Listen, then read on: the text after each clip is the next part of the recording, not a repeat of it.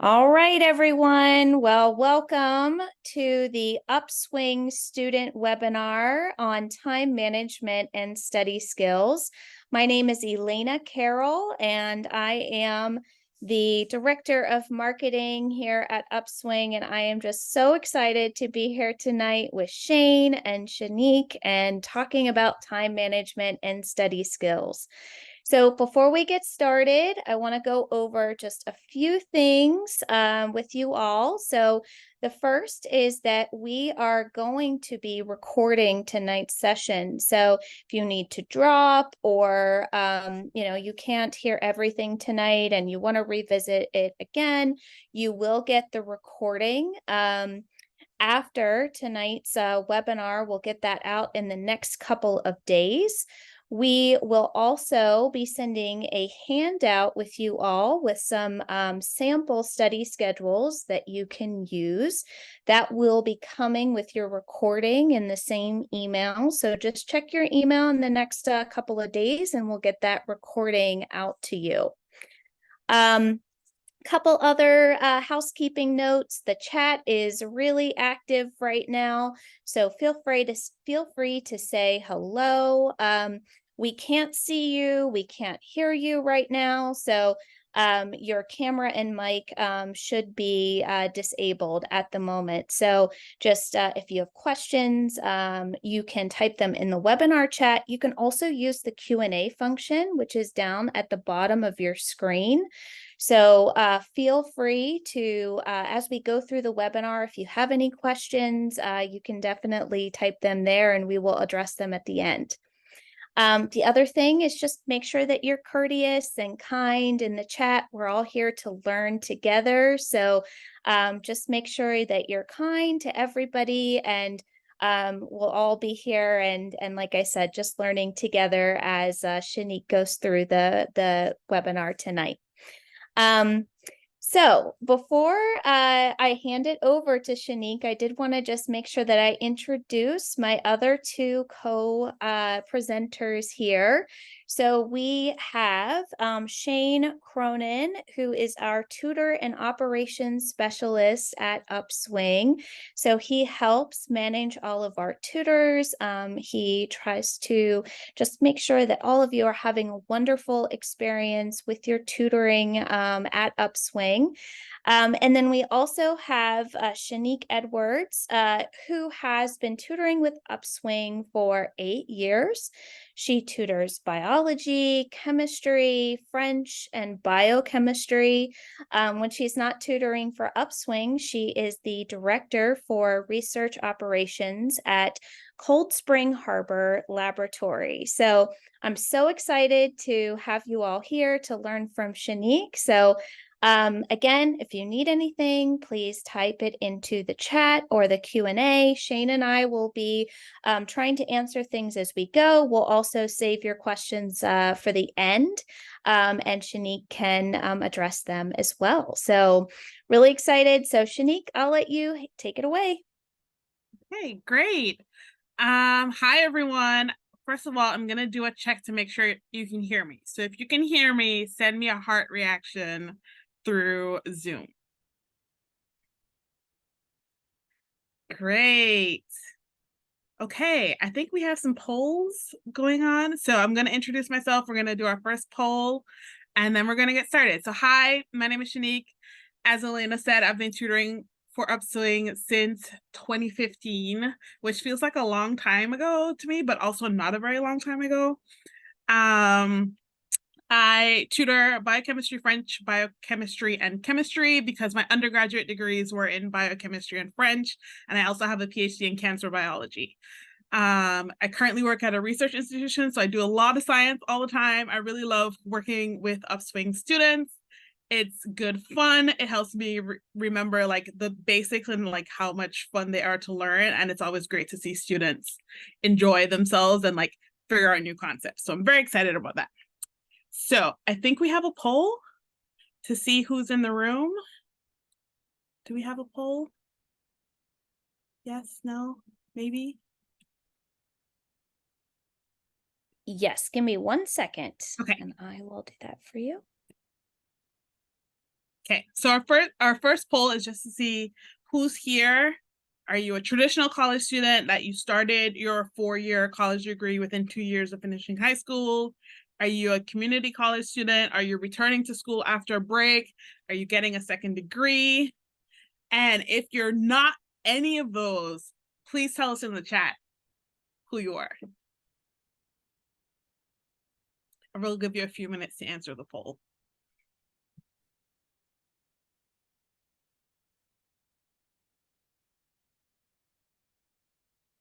So we have some high school students, dual enrollment students, grad students, okay. Some professors working on additional degrees, okay, non-traditional student. Couple grad students, all right. Great. As you type it in the chat, answer in the poll too if it applies to you in the poll. Yes, the webinar is recorded. People keep asking, it's recorded, don't worry. Okay, can we look at some poll results? I think we're ready. I think we're ready for poll results. Yeah, so Shanique, I'll just kind of read these out to Sure. you. So right now in the room, we have about 42% of people who responded saying that they they are a community college student, about 30% a traditional college student, so start at a 4-year college within 2 years of graduating high school. We also have 16% returning to school after a break and about 5% getting a second degree. Hey. So, and we also have some folks getting a third degree in the chat. Ooh. So we've got lots of just amazing students, everyone. Way to go. Okay, so some of y'all are like, I know some stuff and I'm here to learn some more stuff. Some of you are like, I don't know anything yet. I don't even know what I don't know. So it's very exciting to be here. Please put questions in the Q&A for me. I will not be intimidated by your questions. Ask me all of the things. So let's get started with our seminar on time management and study skills. The first thing I want to talk about is how much time you should spend studying. So some of you may know this, some of you may not, but the university designation, so at your institution, usually the designation for 1 credit hour is 3 to 4 hours of work. And usually that's 1 hour spent in class and 2 to 3 hours studying outside of class per credit. So if you're taking a 3 credit class, chances are you have class for 3 hours, maybe depending on your schedule, it's 1 hour 3 times a week, or maybe it's an hour and a half twice per week. But best believe your professors are going to give you work like you're doing 2 to 3 hours of work in addition to coming to class. So that's an important thing to know as you start putting your schedules together, because one of the things that like shook me when I was a baby college student, a freshman, was that I didn't spend that much time in class compared to being a high school student. I was like, but the exams were a lot more than I expected. And part of that was because, like my professor thinks that because I'm taking this 4 credit class, I'm spending like 12 hours studying per week. And I was like, no, I just picked up shifts at work so I could have some more money. So this is a good thing to know, that this is what the parameters are for studying. So bear that in mind as you start to like put together your work schedules, start to put together your extracurriculars. You can't join every club on campus because chances are you won't have time to do your homework or study for your exams. So just some ways to think about it, but we'll talk about that too. So our focus for tonight is going to be study techniques, and I'm going to talk about four things. One is, when is the best time to study? And then we're going to talk about some techniques such as preview and review, using the Pomodoro technique, and then also creating visual aids and materials. So I think we have a second poll. This poll is, when is the best time for you to study? So answer the poll and then put the like celebration emoji in as a reaction once you've answered the poll, so I have an idea of how many people have answered. Perfect.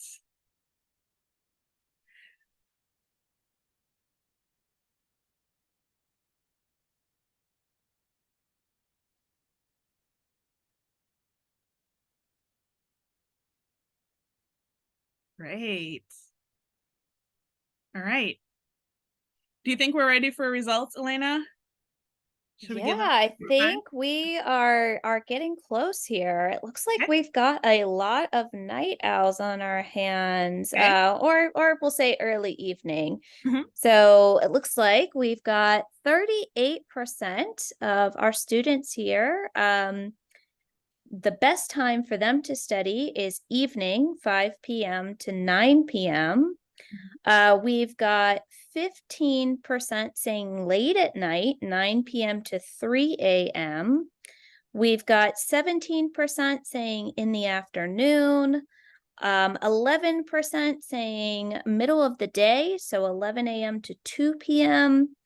And then we've got 10% saying early in the morning, 5 a.m. to 8 a.m. Those are my people. I am definitely a morning person.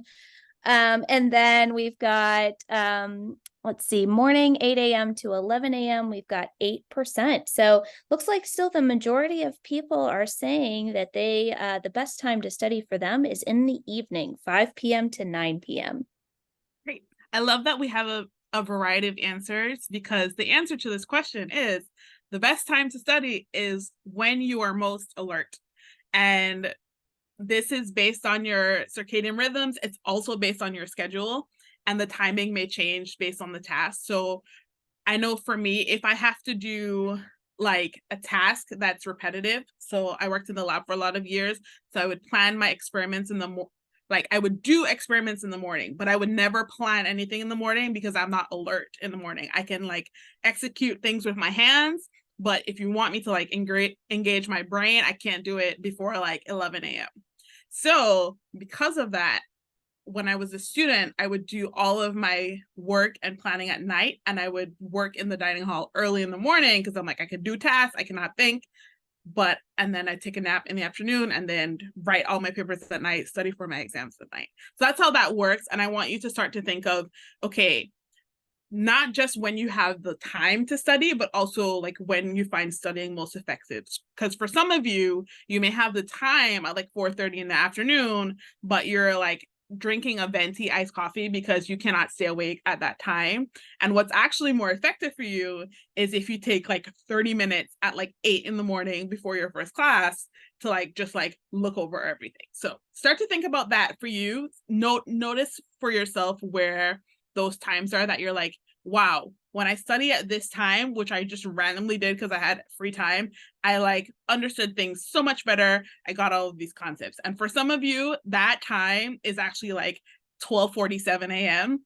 And try to like adjust your schedule accordingly, because if that's the time that you work best, that's fine. But you just have to be able to make sure that your schedule works for that.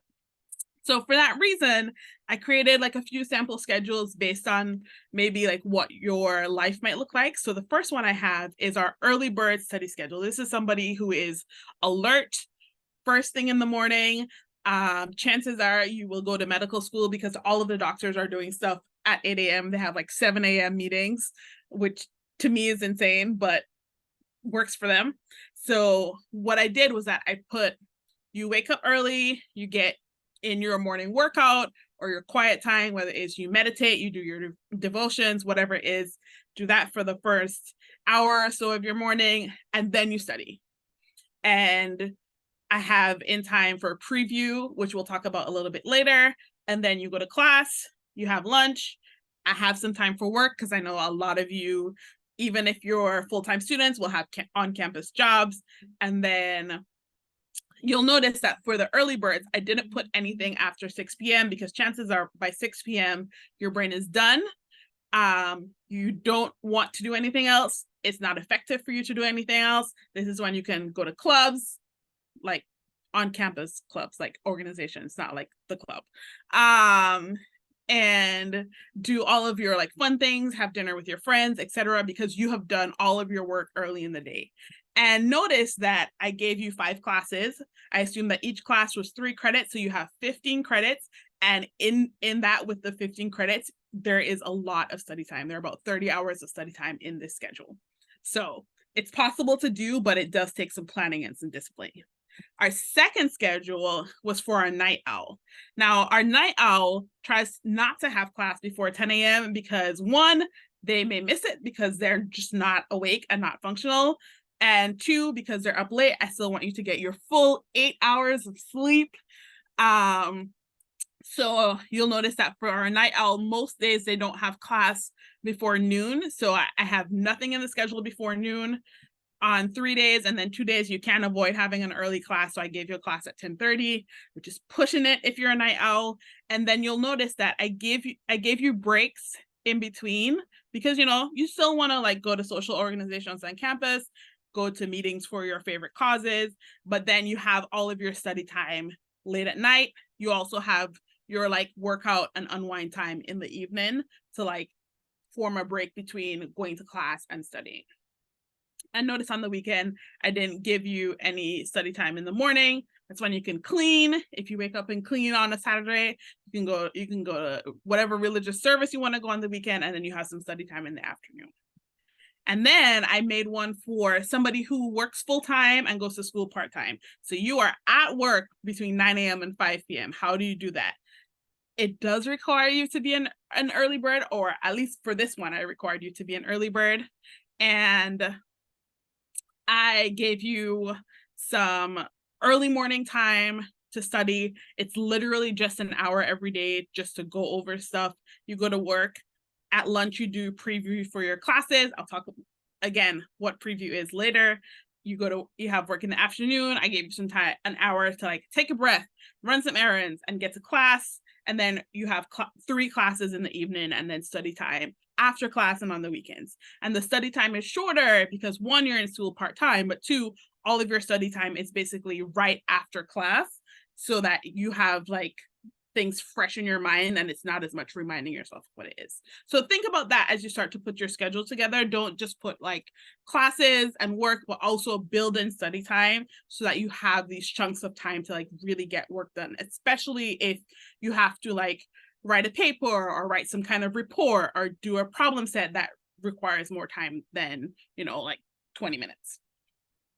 So I've been talking about this preview and review thing. I put it in the sample schedules. So what is preview review? So preview review is a technique for helping you prepare for class. And it's based on the foundation that 1, seeing information more than once helps you remember things. And 2, reviewing information after learning it helps you remember. So it's repetition and consolidation. So preview. Before each class, you take some time to read over and familiarize yourself with the material. If your professor puts the slides up, you take some time, you read through the slides, so at least you have a general idea of the topic. You know where you're like, I have no idea what these words mean. I will be asking a question in class about this. So the first time you're seeing the material is not when you're sitting in class. Maybe you read the book chapter, maybe you take a look at the practice problems, and it makes it a little bit easier to follow what's happening in class if you've seen the material before. And then review is as soon as possible after class, you take some time to read over the notes that you made, read over the material covered, you reread the PowerPoint now that you've seen it again. You do a couple practice problems, you review your notes that you made, and it helps you remember the material better later because you have this introduction to it, and then you consolidate that by immediately reinforcing those lessons. And if you remember the schedules I showed you, about 30 minutes, 15 to 30 minutes before the class, I gave you some preview time, and 15 to 30 minutes after class, I gave you some review time. And that is a very, very effective way to get some study time in without necessarily having the chunks of time, so that when you have the chunks of time, you're ready to go and you're not trying to remember what happened in class before. So our next study technique is called the Pomodoro Method. This is a way of breaking up the physical time that you study. So the way the Pomodoro Method works is that you study for 25 minutes, and these are short periods so that you can focus intensely. So this is great if you're preparing for an exam or if you're like trying to get through a lot of material, or if you're doing practice problems. And then you take a break for 5 minutes, stretch, use the bathroom, get a snack, close your eyes and breathe, whatever taking a break means for you. And then you do it again for 3 to 4 rounds, and then you take a longer break of 15 to 30 minutes after you've done that for about 2 hours.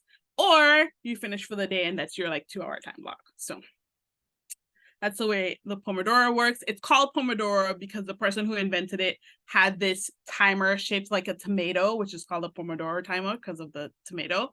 And that's what they use to like keep track of the time. You can also do this on your phone. You can have a 25-minute timer and a 5-minute timer. So, and then our third thing with study techniques is, what do you use to help you study? So you can use visual aids or visual materials to help. And I like this as a study technique because creating your own visual aids helps you solidify learning. Like, a lot of you may have heard before that the best way to learn something is to teach it to somebody else. So creating the visual aid is the way that you teach it to yourself. It also helps you see the material laid out differently. So something that's a chart in your textbook would look very different if you turned it into a diagram. Like, for example, if you're learning the Krebs cycle and you have to learn all of the various steps, it's helpful to have the diagram of the Krebs cycle written out, like, you know, on a giant piece of paper in your room, and then you annotate it to add like the structures of each of the molecules in the Krebs cycle, or you add the enzymes or whatever. And then some examples of visual aids or visual materials are flashcards, charts, annotated diagrams, drawings, or videos. If you are a very like tactile person, it's especially helpful to like hand draw and handwrite things. But even if you do it like on your iPad or on your laptop and you create annotated drawings, it will help you remember the material, and then you have this thing also to help you study. So here's an example of visual aids. Flashcards. Many of you are very familiar with flashcards. Flashcards are really, really great for learning discrete chunks of materials. So if you have to learn the 20 essential amino acids, if you have to learn the elements of the periodic table, if you have to learn steps in a process, if you have to learn definitions, those are really, really great things to put on flashcards. And they can be physical, like actual index cards, cardstock pieces of paper, or they can be digital, and you can use a website like Quizlet to make it. So I gave you an example flashcard here. So if you were learning the elements of the periodic table, side A, you might just have C, which is the one-letter code for carbon. And then on side B, you'd have C is equal to carbon. The atomic number for carbon is 6. Its atomic mass is 12. Maybe if you were learning amino acids, you'd have C on one side. On the other side, it would say cysteine. The 3-letter code for cysteine is CYS, and you draw the structure for cysteine. So just like one thing on one side, all of the information on the other side. And just making the flashcards will help you remember the material better. So one way to do it. And then the last thing I want to talk about for today is passive versus active studying. So passive tools are great to start with. They're great for that preview review thing that I spoke about. And examples of that are things like watching a video or rereading notes or reviewing your flashcards or charts. Active study tools are tools that are great for making sure that you really understand the course material and that you can connect concepts to each other. So some examples of active study techniques are doing practice problems, creating flashcards or charts, like actually creating them, or teaching the concepts to someone else. So I'm going to take a sip of water and we're going to summarize everything we just said.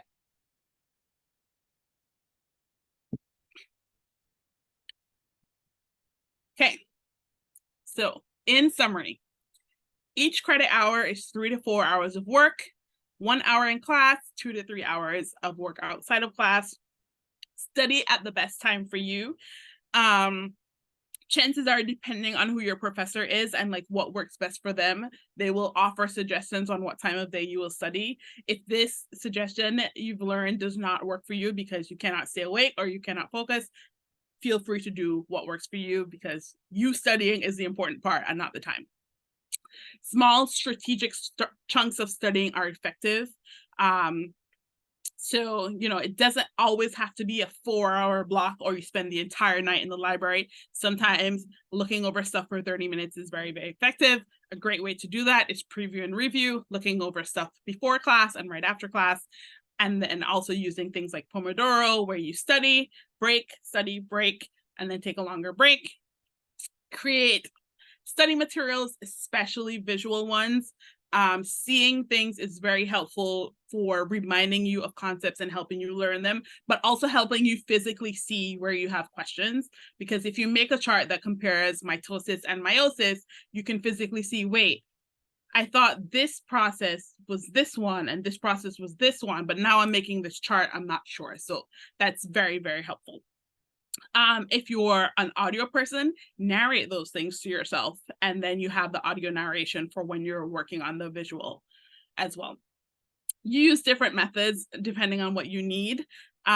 Maybe visual stuff doesn't help you, but doing practice problems really helps you. So find practice problems, ask your professors if they have extra practice problems, ask people who took the course before you if they have practice problems, ask people at another university that you know if they have practice problems. But use a method that is most effective for you. And then use both passive and active study tools. The passive ones, great for review, great for familiarizing yourself.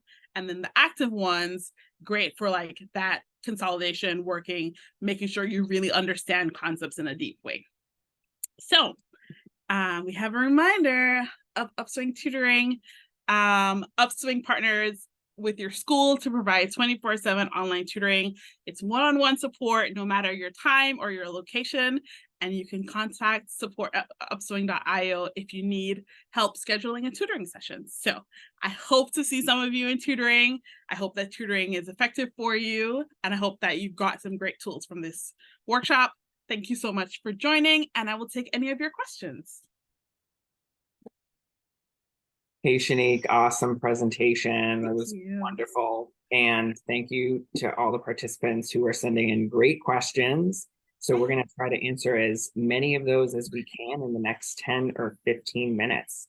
So the first one for you, Shanique, does the preview review area get put into the bucket of time we should spend studying each week?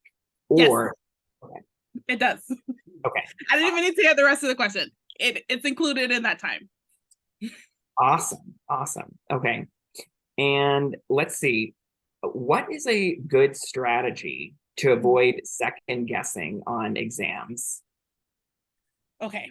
I had this problem. So when I was a freshman in college, I went to high school in the Caribbean. I grew up in the Caribbean. So I had no experience with taking multiple choice tests because we don't do that. But all of our tests were multiple choice for like general bio, and I would get like almost all of the multiple choice questions wrong, and then all of the short answer questions were perfect. So clearly I knew the material, I just didn't know how to do these tests. So this is what my professor told me, and this is what I'm going to tell you.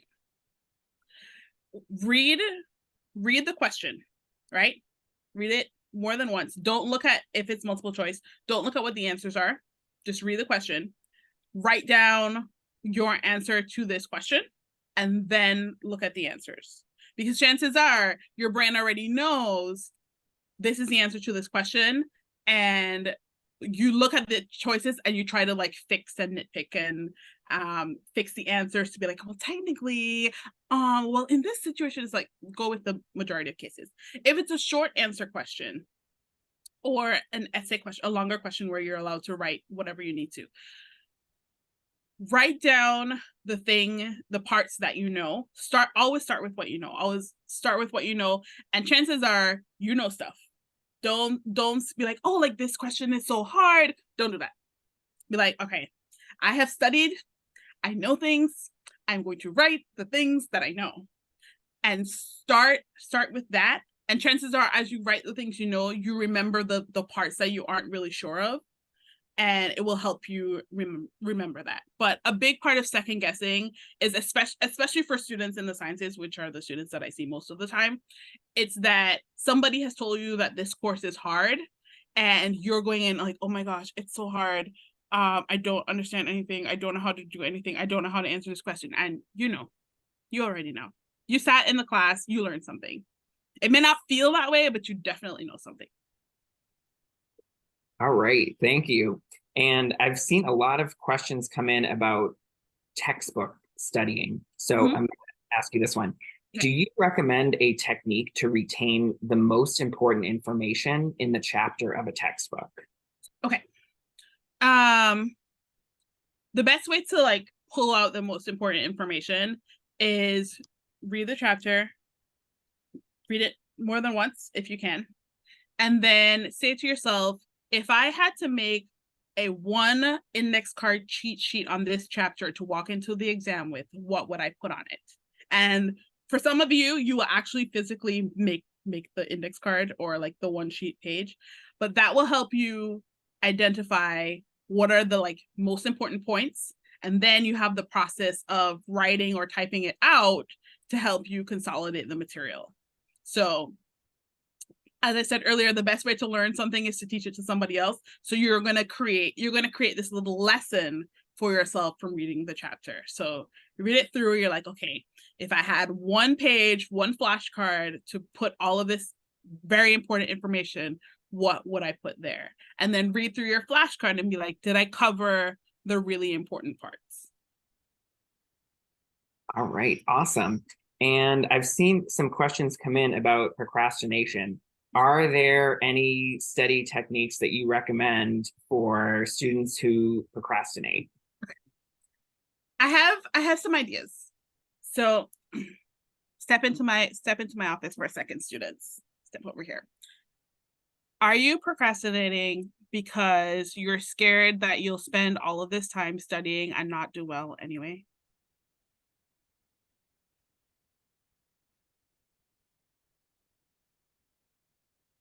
Okay, so I'll tell you this. If you don't study, you probably won't do well.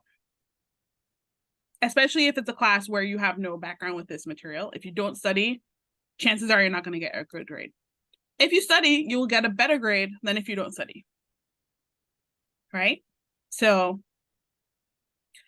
have a pep talk with yourself. Be like, all right, I'm scared of this class. However, I'm not here by accident. Nobody did me a favor by admitting me to this institution. They didn't do me a favor by letting me take this class. I'm here because I'm qualified. I have the skills. I have the tools. I'm going to open these textbooks. I'm going to work on these practice problems. I'm going to walk away when I start yelling, but I'm going to come back to it and I'm going to work on it. For some of you, that's effective. For others of you, give yourself a like very specific timeline. I have a 45-minute bus ride. In those 45 minutes, I am going to read the 2 chapters that we're covering this week. I could listen to music if that's helpful when you're studying, but some of you listening to music, you're bopping along and you're not reading anything. So just put the headphones in, don't listen to anything, read the chapter in the 45 minutes. All right, and just a couple more questions here, but I'm getting a lot of questions about those sample schedules that you create. And actually, do you think maybe you could flip back to one of those schedules? And I'm getting a lot of questions about, are these flexible? Like, can these samples be adjusted to different schedules, or if you have 5 or 6 classes instead of just 4? This is a made-up schedule that I made up to show you the principle. Put your own schedule in. Put it in your calendar. If you work well with Excel, this is how I made this. I put it in Excel. Put it in Excel, plan it out according to like 1, what your actual class schedule looks like, and 2, what your best study schedule looks like, and 3, what is important to you. If it is really important to have dinner with your family on Tuesday nights, put dinner with your family on Tuesday nights in that schedule. Don't schedule classes through it. Don't study through it. Do the thing that works best for you. Awesome. And I see a question about how would you create your own study guide? What would be a good tool for that? Ooh, you know the best tool for creating your study guide? Your syllabus. Your syllabus tells you all of the things that you're going to learn throughout the course. Use your syllabus as a study guide. That is the best study guide, is your syllabus. Especially now when syllabuses tend to be like lengthy and you know what topics you're going to cover in each week, you know what chapters you're going to cover. That is the best study guide. Because you know where you have a general idea of where you're going. You have what chapters in the textbook are applicable. Your syllabus. Great study guide. Awesome. And I think I've just got one more question for you. Okay. And why is studying in small chunks of time a good strategy? Like, like that Pomodoro technique you mentioned? So I have seen this happen in real time. After a certain number of hours of taking in information, your brain will just stop. Like you'll realize that you've been staring at the same page for 10 minutes and you still don't know what it says. So part of it is to give your brain a break and time to process the information and digest the information, but also time to not do anything because you're so overstimulated with your classes and work and all of that. You need to give your brain time to be like, okay, you threw a lot of information at me. Give me a second to process. And some of you know this, right? Like if you walk into the house, you walk into work, you walk into class, and somebody starts talking to you immediately, you're like, wait, hold on a second. Give me a second. Let me get my mind right. That's what it's for. Okay. And I know I said that was the last one, but I see somebody in the chat, and this person wants me to ask, so when a class requires rote memorization, but that's one of your biggest weaknesses, do you have any suggestions? Okay. So rote memorization will require, especially if you're not good at it, it's gonna require a lot of time and a lot of repetition and like trying to repeat things in different ways. So for you might make the flashcards. Yes. You might repeat the things to yourself. Yes. You might make a diagram. Yes. All of those things over and over and over and over and over again until it feels like breathing to you. Because I promise you, if any of you have taken high school biology, you can probably still tell me that the mitochondria is the powerhouse of the cell, right? So the repetition helps. I know some of you know that. Some of you haven't taken biology for 2 years, 5 years, 10 years, but you still remember the mitochondria is the powerhouse of the cell. So repeat it over and over and over and over again. Talk about it with your friends. Be like, today I'm gonna teach you these things. Amazing. So much. We have so many questions coming in the Q&A as well as the chat. I did want to make sure that, Shanique, that I at least ask you one from the chat because I saw this come in a couple of different ways and I thought it was really good. And the question was really centered around, what if you're maybe not getting the material or really understanding what your professor is talking about in class? What sort of techniques would you recommend for them to learn the material and make sure that they feel prepared, especially when it comes to exams? Okay. This is what tutoring is for. And I say this not so that you can have the tutor reteach you all of the information, because chances are that's not going to be helpful. But the reason why I recommend tutoring is because sometimes you need to hear someone else say the information in a different way and say it like specifically to you in a conversation rather than you're like having the information like thrown at you, which is what might happen if you watch a video or something like that. So what helps is you have someone who is holding your hand, who is like, okay, if one card and 2 chocolates cost $5, how much does 3 cards and 4 chocolates cost, right? And like who will like teach it to you in a different way, who will explain things to you in a different way. That's one way where tutoring is really, really helpful, because sometimes it's not even that you don't understand, it's that you don't understand that you understand. And you just need someone to say like, this is A, B, C, D. And you're like, oh, so if this is A, B, C, D, this is E, F, G, H. And they're like, yes, exactly. You know it. So that's what tutoring is for. Amazing. Well, we are coming at the end of our webinar. Shanique, was there anything else that you wanted to add to just everyone that attended tonight? I'm once again going to remind you that nobody's doing you a favor by allowing you to take these courses. You're qualified. You are there because you deserve to be. You are capable of learning this material, even though you might have to learn some new techniques to learn the material. You're capable. You can absolutely do it. I believe in you. So yeah, that's all. Wonderful. Well, thank you so much, Shanique, and thank you, Shane, and thank you everyone for attending. I just have loved seeing all of the interaction in the chat and the Q&A, and just want to shout out everyone too for giving everyone words of encouragement in the chat. That's just amazing to see, and what a wonderful community that we've been able to just create here this evening. So really appreciate everyone taking the time. Just as a reminder, we are going to send out this webinar recording via email. We will also make sure you get copies of these sample schedules. They'll be attached to that email that you receive. And of course, if you need anything, don't hesitate to reach out to us. Shanique, can you go to the last slide just to put up that email, just in case anyone has any questions at all? We have a wonderful support team here at Upswing who is available to answer your questions. We also, of course, encourage you to take advantage of all of the wonderful resources that you have available on your campus. Everyone there is there to help you, and we're here too. So we're just very grateful that you all spent a little time with us tonight. So have a wonderful evening, no matter where you are at. And we are going to be offering more of these webinars coming up. So if you'd like to join us again, just keep an eye out for your email. All of these webinars are free. All of the information is free. And we hope that you can join us again sometime soon. All right. Take care, everyone. Have a wonderful night.